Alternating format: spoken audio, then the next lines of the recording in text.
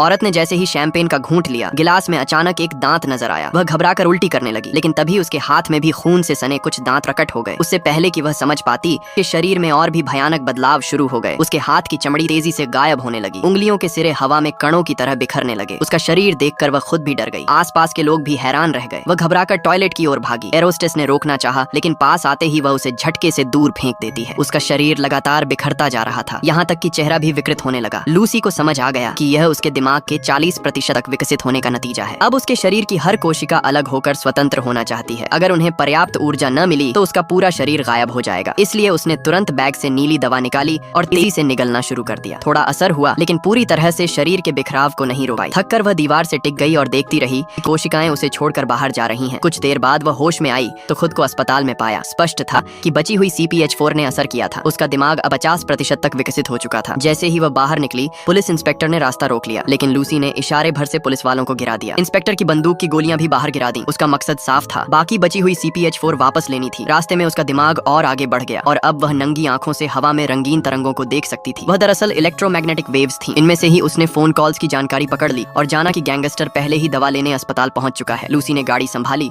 और super computer जैसी बुद्धि से ट्रैफिक चीरते हुए अस्पताल पहुंची, लेकिन गैंग पहले ही दवा लेकर निकल चुका था। लूसी ने उन्हें रोका और अपने 60% दिमाग से हवा में हथियार चिपका दिए और गुंडों को आसानी से हरा दिया। उसने बॉक्स ले लिया